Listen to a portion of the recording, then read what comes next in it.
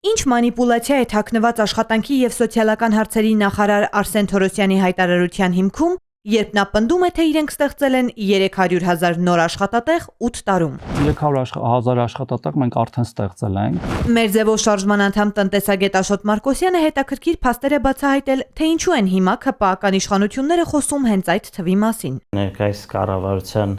անդամները մենք ինչ ասում ենք, Սամվել Կարապետյանի թիմը ինչ ասում են, նրանք փորձում են նմանապես ինչ-որ մի բան ասել, որպեսզի հանկարծ հետ չմնան, դա շատ հետաքրքիր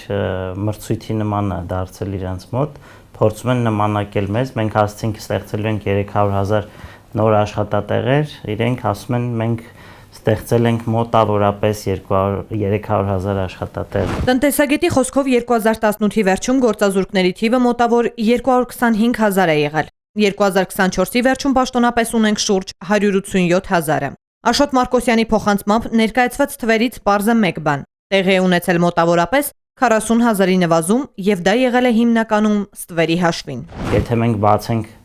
մեր 2025 թվականի խոշոր հարկատուների ցանկը, դուք կտեսնեք, որ արտադրական գրեթե ոչ մի ձեռնարկություն չկա։ Այն էլ ասեմ, այդ արտադրական ձեռնարկությունները այս ձեռքի վրա որ հաշվենք, երևի թե 90%-ը կլինեն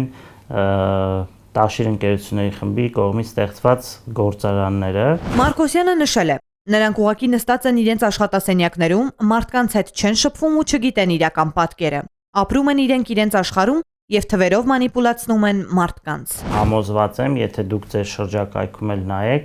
մարդիկ ովքեր աշխատում էին, էլի աշխատում են, մարդիկ ովքեր գործազուրկ էին, հիմնականում էլի գործազուրկ են